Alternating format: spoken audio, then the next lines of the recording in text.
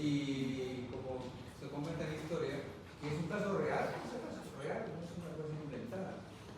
Él a lo mucho creo que bajaba como de no sé cuántos cigarrillos a 10 al día, no sé, ha hecho un esfuerzo supremo por disminuir el tabaco, casi como que le ha seguido la recomendación que decía su compañero, disminuir el tabaco. No, porque Dios no se puede recomendar que disminuyan el tabaco, o lo eliminan o se suicidan. Pues. Así es, así de drástico. Tiene una serie de factores de riesgo, casi todos los factores de riesgo cardiovascular lo tiene, ¿no? Es obeso, es fumador, es dislipidémico, es hipertenso, es diabético, y ya tiene una cardiopatía evidentemente definida ahí como angina de pecho. Hay que distinguir la angina de pecho como ese estado que fundamentalmente produce hipoxia al tejido cardíaco, pero por espasmo vascular, espasmo, se cierra el vaso sanguíneo, la coronaria. No es lo mismo que el infarto, ni tampoco es el estado previo. Obviamente muchos derivan en infarto, pero no es el estado necesariamente previo. El infarto significa obstrucción del vaso sanguíneo y generalmente por fenómenos tromboembólicos.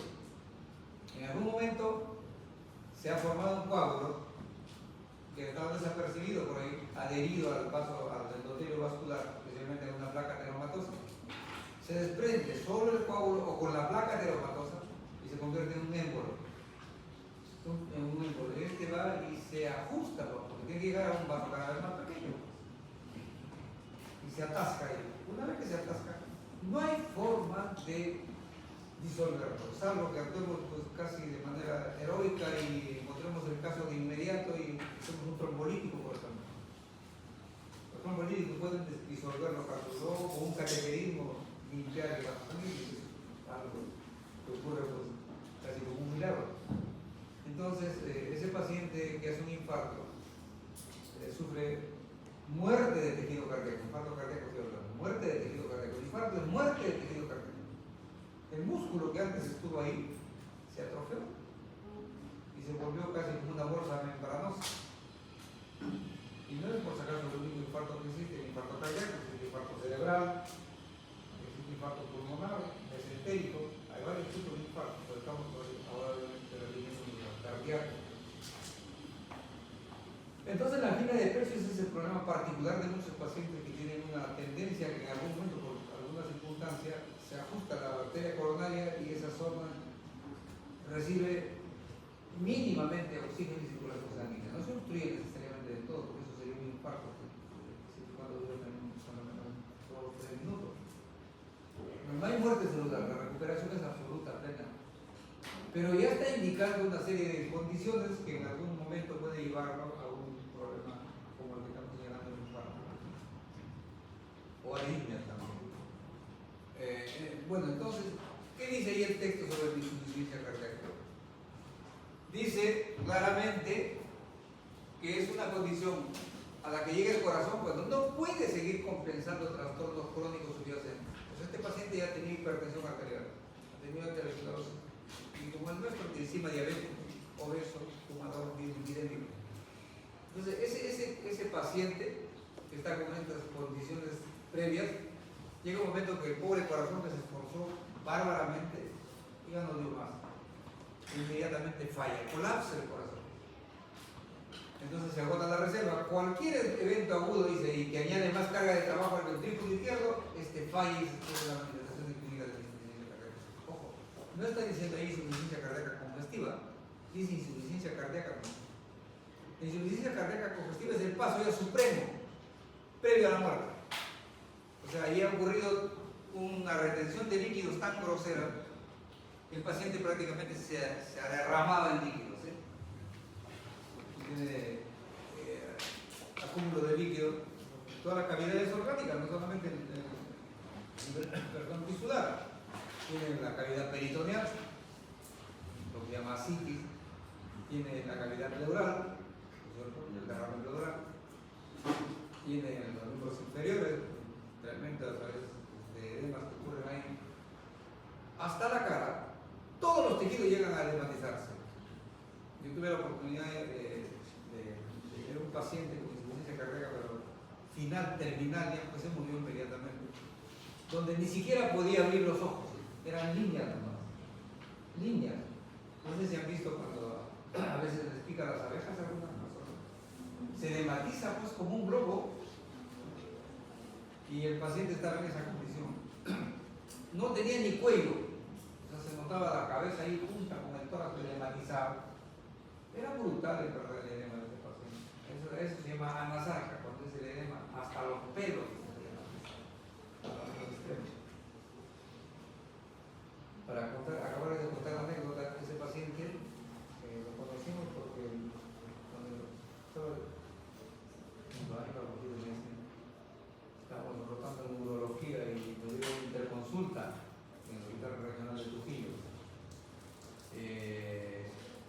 Estaba haciendo urología, repito, y llega todo esto por la interconsulta, dicen que tenía que ir a ver un paciente que estaba internado en medicina interna. Y nos llevó 4 alumnos. Le dije, vamos a ver qué pasa por aquí. Cuando llegamos, nos quedamos sorprendidos porque el paciente, el puro jovencito, parecía un hipopótamo. No exagero, no exagero, completamente desnudo. Y lo más llamativo fue que había un interno ahí, por fortuna no de Trujillo, era de la Universidad Cayetano de Barrón, de la Federico Villarreal. En ese tiempo había solamente 4 facultades de medicina en el país: la San Fernando de San Marcos, Cayetano de Heredia, la Arequipa, la de San Pablo, la solo existía, la de Trujillo, y había la Cayetano de Heredia que era particular. Entonces, dentro de las nacionales estaba por ahí la famosa enfermedad, era una enfermedad en medicina, la facultad de medicina de Federico Villarreal. Colateralmente le digo, el APRA intentó esa universidad para formar militantes de su partido, pero sin calidad de por medio. Entonces llegó por ahí interno porque en ese tiempo nosotros parábamos de huelga en huelga contra el gobierno militar y nos recesaban las universidades públicas por 6 meses, 1 año y así.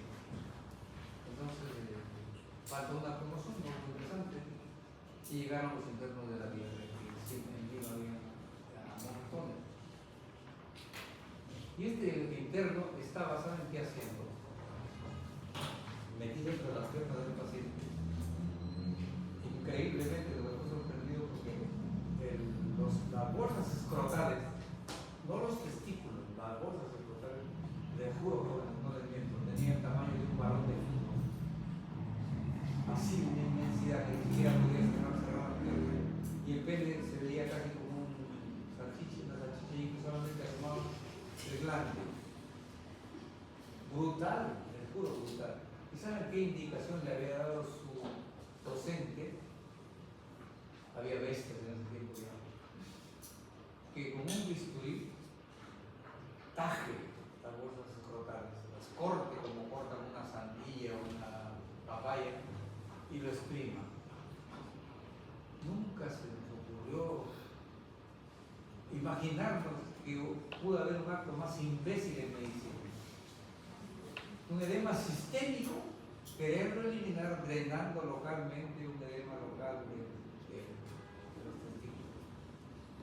Pero entonces ese realmente era un insulto a la inteligencia, ¿no? Porque nunca dejaba de llenarse la bolsa de contar. Bueno, lo único que hizo nuestro docente, que era medio bromista, le dijo, oye imbécil, oye imbécil, tú no tienes criterio. ¿Estudias o no estudias medicina? Sí, doctor. ¿Cómo se te ocurre formar docente que te indica una estupidez y tú lo cumples? ¿Tú sabes cómo es el procedimiento de la secretaria que llama al paciente? No, ¿por qué lo hacen? Porque no lo hacen. Eso les quiero comentar por ahí quiero detener. No pueden ustedes ser sujetos donde alguien imponga una brutalidad. Si les dice un profesor que hagan tal barbaridad y ustedes están conscientes que no es correcto, ¿lo harían? No, jóvenes, tienen el derecho a rebelarse, pero con fundamento decir, no, doctor, yo no puedo hacer eso. Porque es irracional, es un edema sistémico, ¿cómo puedo yo superar su edema haciendo estos brutales tajos porque el paciente bramaba de dolor. Es un desliz brutal, ser un borrego, ser un ciego y obedecer órdenes así, digamos, tiránicas, sin sentido, sin criterio, como muchas veces creo que la mayor parte de gente lo hace cuando obedece órdenes, por ejemplo, de superiores, especialmente ideológicos o moralistas, que dicen tal cosa porque así lo dispuso el Señor. Dios, qué brutalidad es esa. Bueno, entonces le digo, ¿sabes qué? Haz una interconsulta. Primero cuélgalo al paciente, le digo, del pies hacia arriba. Y llama al cirujano de cabeza y cuello para que le corte el cuello y le drene el edema que se va a acumular acá. Bueno, les cuento eso para conmoverlos, fundamentalmente por lo que les acabo de decir. Ustedes no pueden, por favor, por más que sea su superior, obedecer canalladas. ¿Sí? No, igualito ocurrió con los nazis, cuando se hizo el juicio de Nuremberg, a una tremenda cantidad de oficiales le dijeron, ¿ustedes sabían que estaban haciendo canalladas? Sí, nos arrepentimos. ¿Y por qué lo hicieron? Porque eran órdenes. Se justifica decir porque eran órdenes. Prefiero que me maten, prefiero suicidarme incluso. Y no puedo obedecer esas órdenes canallas. ¿Sí? Eso entonces, por un lado, que quiero colateralmente aprovechar para darles ese mensaje, ojalá les llegue. Y lo otro es que, jóvenes, por favor, eso es estar en un nivel larvario de estudiantes de medicina para hacer ese proceso, de tratar de solucionar un problema de un modo tan animal. ¿Cómo se hubiese eliminado ese edema? ¿Con qué? Habla fuerte. Con diuréticos, pues. Diuréticos potentes, ahí es donde caben los diuréticos de ASA. En ese tiempo había cantidad, pues ya estaban todos los diuréticos vigentes. No se le ocurrió a otros animales que tenían que usar diuréticos. Bueno, entonces, jovencitos, esto es la insuficiencia cardíaca congestiva, que es el estado terminal. Insuficiencia cardíaca congestiva. Entonces, como ven ustedes, hay una cardiopatía crónica que al final, cuando falla el corazón, entra en insuficiencia y cuando ya no puede más, comienza a acumularse líquido y se llega al nivel de insuficiencia cardíaca congestiva, que es terminal, en verdad, terminal. Bueno. El pobre corazón, ¿qué hace para adaptarse a ese tremendo esfuerzo? Primero, como todo músculo, el corazón es músculo, que está sometido a tremendo esfuerzo, comienza a engrosarse. Es como lo que hace al peso, pues. Meten esfuerzos y comienzan a sacar músculo. Es lo más sencillo del mundo. Entonces, hipertrofia. Y el corazón llega a crecer tremendamente, hipertrófico y compensa el esfuerzo y el paciente no siente problemas. Hasta que ya hay un límite en el cual comienza a ocurrir isquemia en las paredes cardíacas y el tejido comienza a morir. No tanto como un infarto que es violento, sino gradualmente, imperceptiblemente. Y ese corazón se va volviendo como una bolsa de tela. Es increíble. Hay casos en los cuales se llega así, en que el corazón es una bolsa más. ¿Funciona contrayéndose? Díganme, por favor. ¿Funcionará contrayéndose si ya no tiene músculo? ¿Es una simple bolsa? Cuando menos en gran parte del corazón, no. Pues. Se hace un desorden brutal. Entra el paciente en colapso, en arritmias y se muere. Señorita, ¿le interesa lo que estoy hablando? ¿Sí? Dígame usted, ¿le interesa lo que estoy hablando? Señorita, le estoy hablando a usted. Sí, porque le noto que está aburrida, que mira para un lado, que mira a otro. El resto lo veo muy atento a lo que está señalando. Usted está así, no haga eso, por favor, me hace sentir mal. Me hace sentir que yo estoy hablando tonterías que no me interesa a usted. Por favor, le ruego, les exijo, atiéndame. Porque lo que estoy diciendo, en verdad considero que es una enseñanza útil para ustedes. Salvo que alguien me demuestre que estoy hablando tonterías. Por favor, hágame sentir bien, porque yo vengo siempre, todos los días, les juro, honestamente, vengo preparado. Digo, ¿cómo motivo a los estudiantes para que salgan de ese nivel de marasmo en el que se encuentran? ¿Qué les cuento? Y me pongo a imaginar y decir, bueno, pues hablaré de este tema. Yo no vengo, por si acaso, a repetir lo que toda la vida hago con las escuelas de medicina, de farmacología, no. Siempre trato de ponerle algo diferente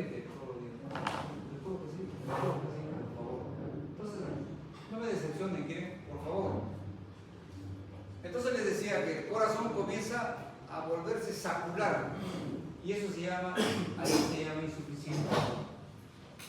Ahí es donde ocurre la dilatación de las paredes cardíacas. Hay un isquemia relativa y gradual.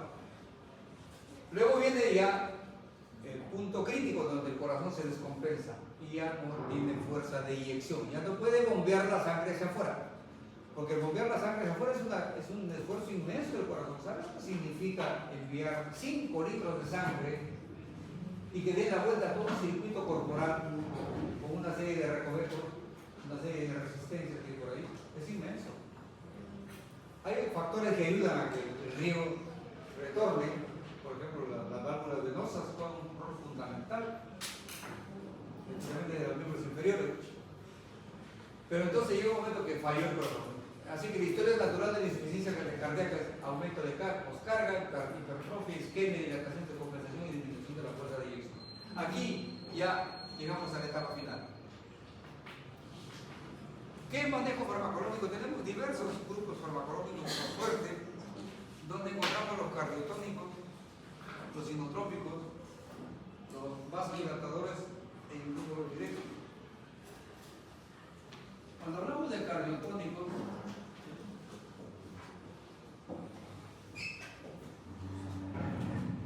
quiero hacerles participar haciendo mención a la clase que hicimos de farmacología del sistema neurovegetativo cuando hablábamos de los adrenérgicos. Recuerdan que hablamos de los adrenérgicos, particularmente de la adrenalina, y señalábamos que era, de hecho, tal vez el adrenérgico más potente para excitar la fuerza y la frecuencia de contracción cardíaca. ¿Recuerdan? Supongo que sí. Hablamos, enfatizamos.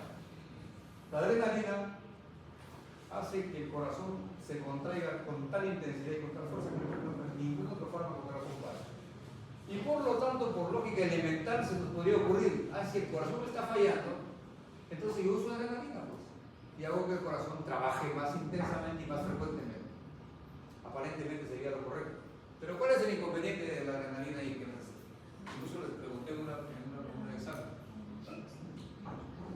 ¿Qué inconveniente tiene la adrenalina para no poderlo usar como esperaría?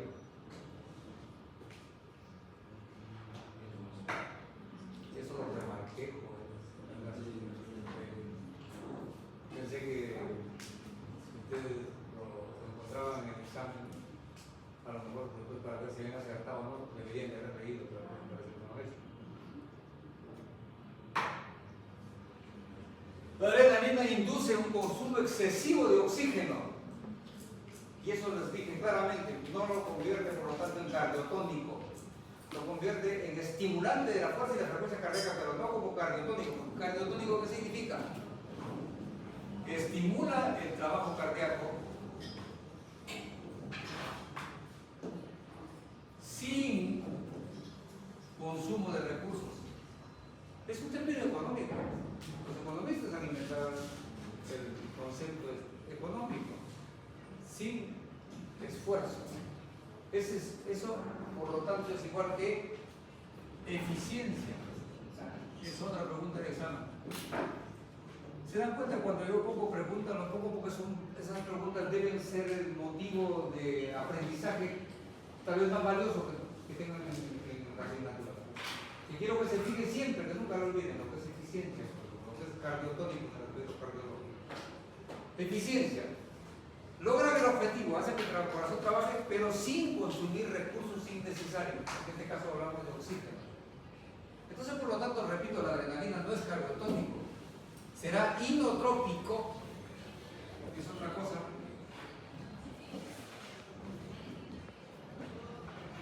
Como está ahí, tenemos cardiotónico y inotrópico. Pero cardiotónico, entonces, es aquel fármaco, repito, insisto, que hace trabajar más al corazón, pero sin que consuma más recursos, especialmente oxígeno. Y obviamente sale del problema el corazón. Mejora la eficiencia del trabajo cardíaco. En cambio, los inotrópicos son los que actúan, no digo miren ni estimulan, digo actúan sobre el esfuerzo cardíaco. El esfuerzo cardíaco. mejor dicho, la contracción cardíaca. Los sinotrópicos actúan sobre la contracción cardíaca y lo hacen de dos maneras: los que son positivos y los que son negativos.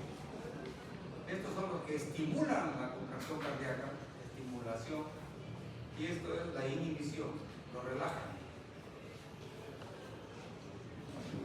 Por eso, cuando hablemos de fármacos que vamos a usar en la insuficiencia cardíaca, señalemos que son inotrópicos positivos, porque no vamos a usar un negativo, pues. ¿Sí? Inotrópicos positivos. Y ahí tenemos, por ejemplo, la dobutamina y la dopamina. ¿Qué cardiotónicos conocemos y son útiles? ¿Verdad? Tal vez sean únicos estos que llamamos los digitálicos, donde está la digoxina, la digitoxina y otros que ya no se usan mucho ahora, por ejemplo el seriganilo, el lanatóxido C. Y aquí tenemos entonces la dobutamina,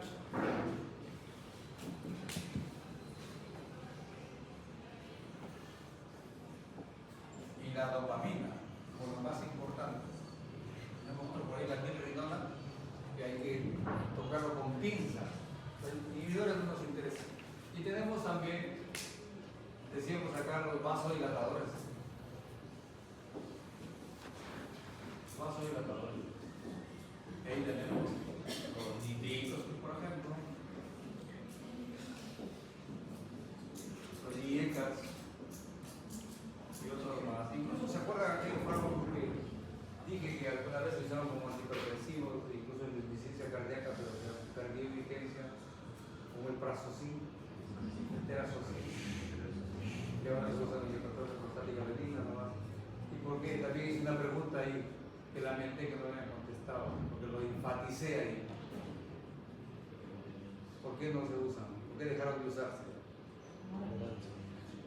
¿Colaterales? No.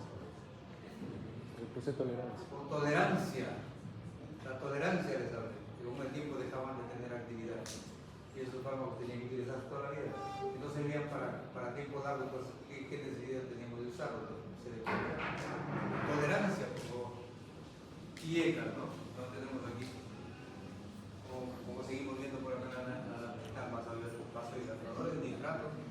También tenemos aquí la dobutamina. Fíjense que la dobutamina aquí está en dos niveles, como vasodilatador y también como inotrópico. Un fármaco que en este caso excelente. Y por último tenemos los diuréticos. Para eso será ya para cuando estamos en el estado terminal de la insuficiencia cardíaca, cuando ya es congestiva. Esos son los 4 grupos de fármacos que nosotros utilizaremos o debemos utilizar en insuficiencia cardíaca y en este caso cuando ya es congestiva. Pero cualquier diurético tiene que ser los diuréticos potentes porque necesitamos una respuesta de inmediato. Ahí están los diuréticos del ácido, tipo furosemida, tipo ácido betaclínico. Pero hay otro detalle ahí. Los diuréticos todos sustentan su actividad en el pasaje, en el intercambio de iones, ¿no? De electrolitos. La digital, cuando se usa junto con los diuréticos, interactúa peligrosamente ahí con el nivel de potasio.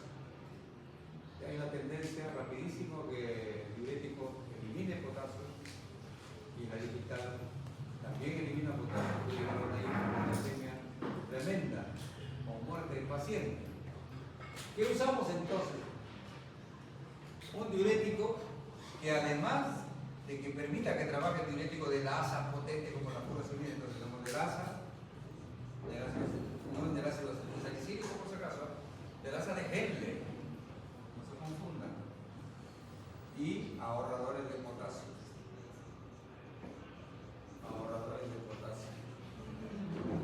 Con esto garantizamos que no se deplete el cuerpo humano de potasio y el paciente cuando va a entrar en paro cardíaco por falta de potasio. Entonces, esto es lo que vamos a darle una revisadita desde ahora en este momento. Los glucósidos cardíacos con los digitálicos, tienen como protagonista principal era la digoxina. La digoxina es un fármaco histórico, por si acaso, bíblico, y que se ha usado muchísimos años, excelente medicamento, pero con mucho riesgo, ¿verdad? Y se deriva de una planta. Hay una planta que se llama Digitalis lanata, otra Digitalis purpurea, y de ahí se extrae la digital. Es un fármaco de origen natural. Incluso, por si acaso, en el veneno de algunos sapos tienen digitálicos en la secreción cutánea, parte de glicerina de la digital, el estrofando también. Bueno, entonces, esta molécula farmacológica tiene dos componentes, uno que se llama genina vaglicona y un complemento de azúcar. La genina es la que le da la actividad farmacológica y la molécula de azúcar le da la penetración capilar para que pueda actuar. Esta es la información actual que tenemos. Ahora ya no se usa mucho. Antes se usaba de manera plena la digital. Entonces se reserva, como dice, principalmente para el tratamiento de afecciones cardíacas leves o moderadas, o cuando los fármacos de primera línea actuales ya resultan ineficaces. Porque de todas maneras la digital también tenía un cierto nivel de toxicidad y de peligro. El mecanismo de acción, en verdad es sencillo, simplemente actuaba a nivel de la bomba de sodio y potasio ATPasa de la membrana del cardiocito. Pero abajo, como ven, dice complementariamente, este es un mecanismo que recientemente se descubrió de la digital, que tiene un efecto vagomimético, semejante al sistema nervioso parasimpático, inhibiendo los líquidos ventricular, con lo cual disminuye la frecuencia cardíaca.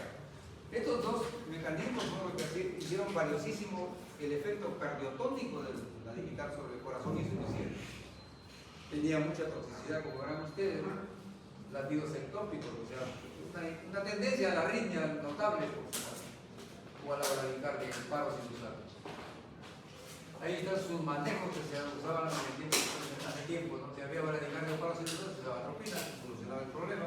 Si había arritmias ventriculares, se usaba lidocaína o fenilidatoína. La lidocaína es anestesia local, que cuando hablamos de anestesia local dijimos que tenían algunos cierta utilidad como antiarrítmicos. Ahí está precisamente el rol de la lidocaína. Tenían otros efectos tóxicos, por ejemplo, a nivel psiquiátrico, visuales, gastrointestinales, cardíacos. Las alteraciones visuales son muy llamativas, ¿eh? Muy llamativas. El paciente refiere que su vista, su campo visual, está simplemente lleno de colores. Ve los objetos, pero todos casi bajo una sábana de colores. Y colores brillantes, notables, amarillos, anaranjados. Es un cambio extraordinario que ocurre, no se sabe exactamente muy bien por qué, pero es típico de la intoxicación digital. Para colmo, hay factores que predisponían a la intoxicación por digitales, por ejemplo, de edad avanzada. Sé que se había hecho previamente una cardioversión es esto con los equipos estos eléctricos, sobredosis accidental o intencional, daño renal o hepático de fondo, interacciones. Esto también era notable. Una interacción, pero muy frecuente con muchos fármacos que tiene la digital. Por eso su uso es bastante de cuidado. Y ya no se recomienda mucho en la actualidad, como les digo. Pero es importante conocerlo porque en algunos sitios donde no hay los otros fármacos se tiene que usar digital. Luego tenemos los sinotrópicos, donde, repito, están la dobutamina, la dopamina y la mirrinona. Esta mirrinona mejor, por favor, consideren algo que solamente debe manejar los especialistas, porque la posibilidad de muerte del paciente es inmediata, cuando no se usa adecuadamente, cuando hay problemas de dosis, por ejemplo. Incluso miren los estudios actuales que dicen que con estos preparados que despertaron un entusiasmo grande, algunos estudios se encontraron un incremento de la mortalidad. O sea, en lugar de dar beneficio al paciente, resulta que lo llevan a tomar éxitos letales. En latín, ¿saben qué significa morir? ¿Cuál es el término? Se dice exitus letalis. O sea, nos hemos muerto exitosamente. La dobutamina, especialmente cuando a la vez está ocurriendo un shock cardiogénico. La falla del corazón es tan intensa que el corazón entra en paro, presión arterial cero. Shock es presión arterial cero. Hay varios tipos de shock: infeccioso, cardiológico, séptico. Entonces, estos fármacos vayan dándose cuenta que son de uso especializado. Por eso no me detengo mucho, tampoco espero, por si acaso, que ustedes se espanten con tanto con estos medicamentos. Y si es que hay alguna pregunta que les voy a hacer, probablemente sea una cuestión muy superficial. No espero que ustedes estén en el conocimiento que tenemos a veces tan complejo de la actividad de estos fármacos, ¿sí? Pero están en el contenido temático.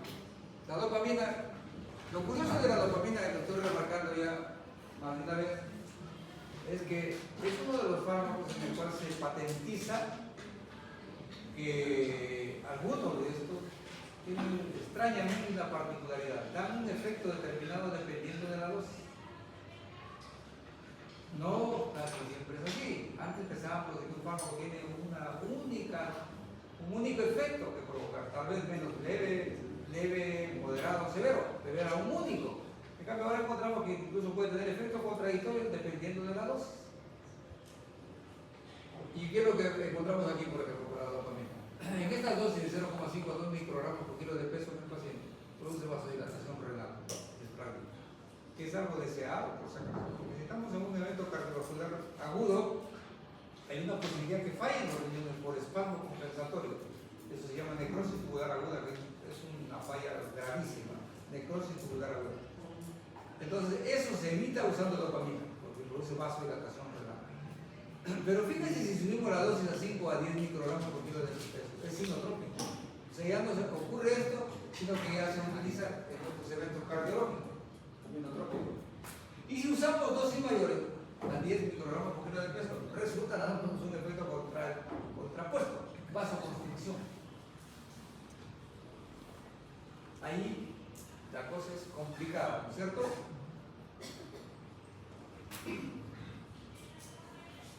La farmacocinética de la dopamina, como principio biológico adrenérgico, obviamente tiene que ser metabolizado por las dos enzimas, que ya sabemos, la catecolontometraferasa y la monoaminoxidasa, que son las mismas que catabolizan a la adrenalina y a la noradrenalina. Recuerden que la dopamina es precursor de la noradrenalina. O sea, para que se forme noradrenalina en nuestro organismo, primero tiene que haber formado dopamina, y de la dopamina se deriva la noradrenalina. Son de la misma familia. Colaterales tiene estos que están acá. Esto me interesa remarcarlo, porque muchas veces el médico se ve tentado a administrar directamente dopamina por viento venoso. Si se extravasa, o sea, el líquido ya no se envía solamente a la luz vascular, sino que se escapa por el produce un espasmo tan intenso en el vaso sanguíneo que no vuelve a recibir riego y por lo tanto entonces entra en necrosis.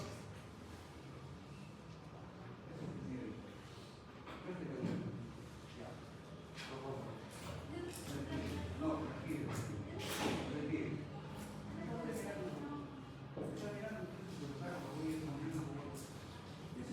Provocador.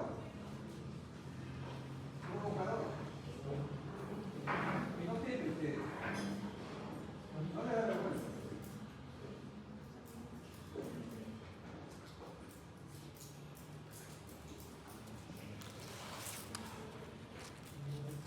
Las manos se ven bien, ¿verdad? Que me vaya satisfecho. Creo que alguna vez me he ido a algo así. Se me da que me lo gustado. Y ya saben que, me lo juro, estoy llegando a arrepentirme de haber venido. Discúlpeme que me digan tan probablemente. Se lo estoy arrepintiendo. Porque no encuentro respuesta a lo que yo les pido, les invoco, que no es para beneficio mío, sino para beneficio de ustedes. No logro entender esto, porque a veces es algo que insulta la razón. Insulta la razón.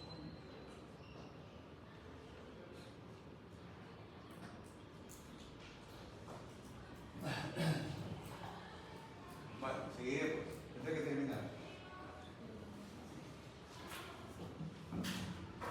La ambritonda, como decía, es un fármaco en verdad de uso muy complejo y que se debe usar solamente cuando paciente está en situación ya irrecuperable, o cuando todas las demás terapias han fracasado. Las posibilidades de que incluso el fármaco induzca la muerte del paciente está ahí siempre. Tiene que usarse monitorizadamente bajo mucha supervisión. Los vasodilatadores, donde destacan los IECAS, ahí está su mecanismo de acción, ¿cierto? Donde obviamente tienen que entrar la angiotensina, porque son inhibidores de la enzima convertidora de angiotensina, y donde interactúan notablemente, por si acaso, con el óxido nítrico, que es el principal agente vasodilatador endógeno. No hay ningún agente endógeno más importante para producir vasodilatación que el óxido nítrico. De ahí que incluso aprovecho para decir que hay una interacción notable de este fármaco, de los IECAS, por favor, con los fármacos que tienen que ver con la fosfodiesterasa, como el sildenafilo, el tadalafilo, que se usaron mucho antes como agentes. Se siguen usando bastante en la discusión eléctrica.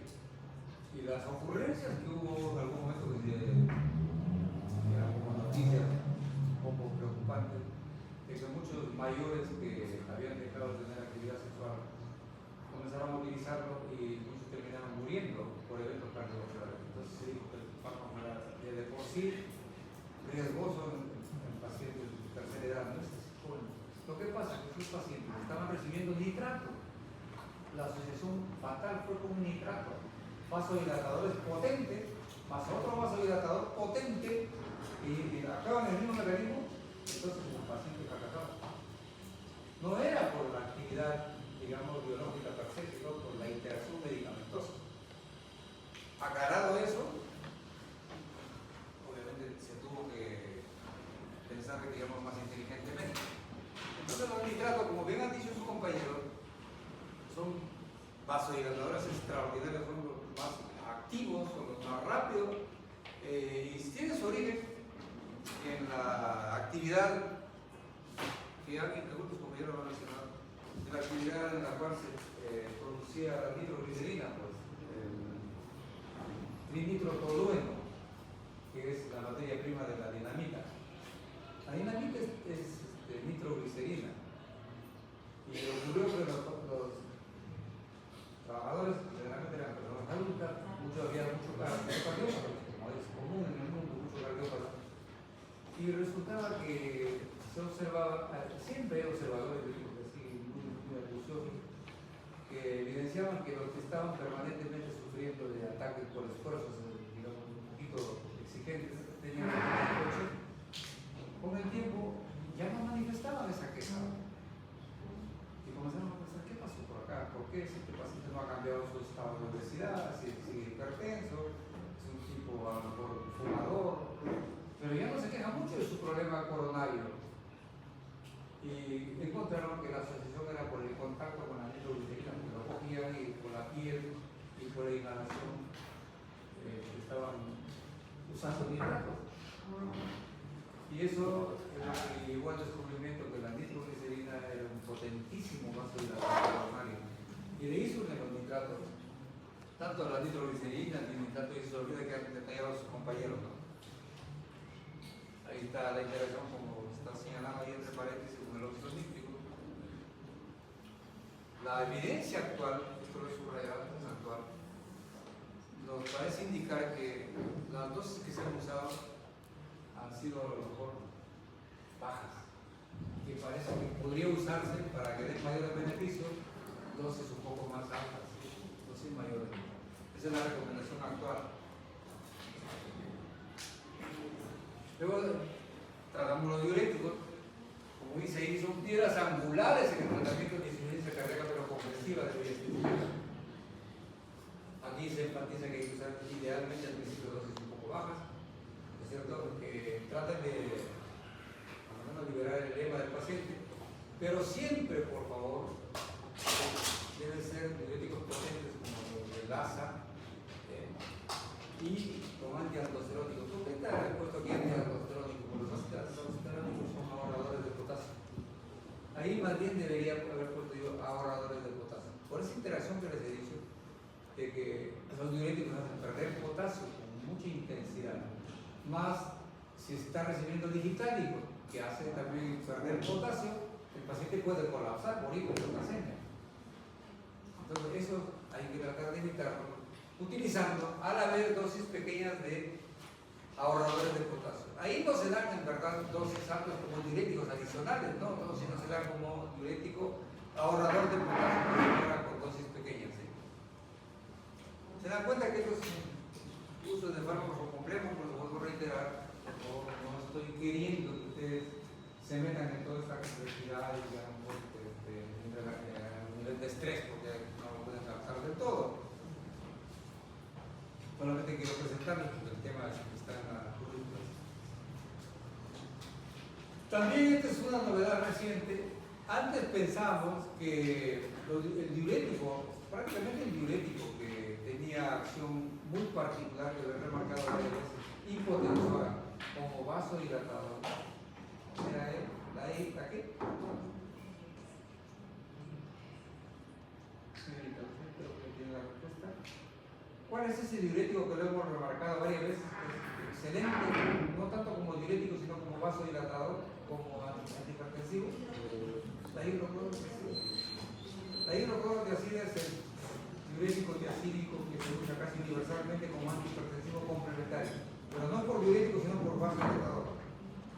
Muy bien, ¿qué se ha encontrado? Que la furosemida, que es un diurético de asa potente, 1000 veces más potente que la hidroclorotiazida, también tiene dosis vasodilatadoras y que incluso se presenta antes de la acción diurética.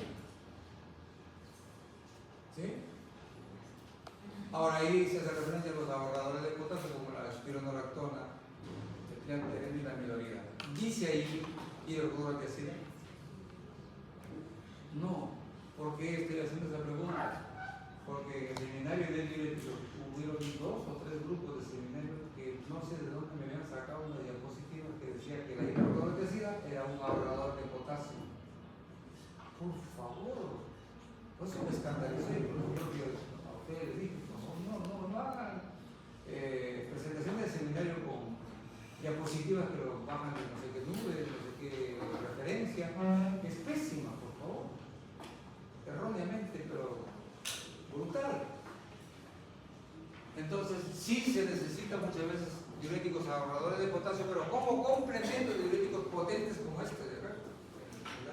Los diuréticos de grasa, como la furosemida o el ácido de tarquino. Por decir, es una traída para ustedes.